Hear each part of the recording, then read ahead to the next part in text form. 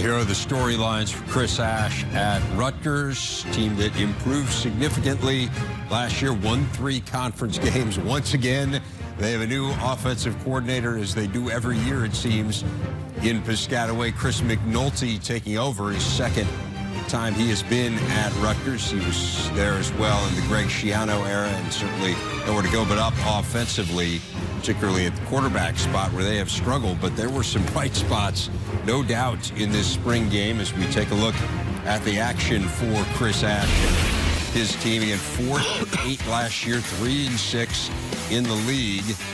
The scoring gets a little out of hand here. Really? You say you got a point like for breathing. It's 11-9. It's 11-9. This is Tom Flacco. That is Joe Flacco's brother. A transfer from Western Michigan. Nice run there. Scarlet on top. 18-11. This is 28-22. Sitkowski, who is a true freshman. He's out of IMG Academy. Hits Bo Melton there. And the Scarlet team up 34-22 for their scoring at home. Sitkowski here. 59-41. Guys. Gets it right in there. Nice. 59-41. Second quarter. That is Melton there. 280 yards through the air for Sitkowski. They have more points. I mean, that is perfect. Dropping it in there. Yeah. 65-41 Scarlet at this point. To the third quarter, 3rd and 9. Sitkowski made a few mistakes. His pass here is hangs up there a little long. KJ Gray able to haul it in. Score late in the fourth quarter on a 4th and 10 in a 130-116 game. I just wanted to hear you say it. Sitkowski to Melton. Melton is great. 5 catches, 187 yards. Chris Ash with Christian Dyer. We're joined now here by Rutgers head coach Chris Ash following an exciting 132 game. Steve Peichel was up there in the crowd, the men's head basketball coach. I think he likes the score line. I'm sure he does. It was a basketball score, but I'll be honest with you, our one defense played very well. The scoring system was what it was, and but they flied all around. They got to the ball. They tackled well, made plays in the pass game, got to the quarterback. So really pleased with the way our one defense played.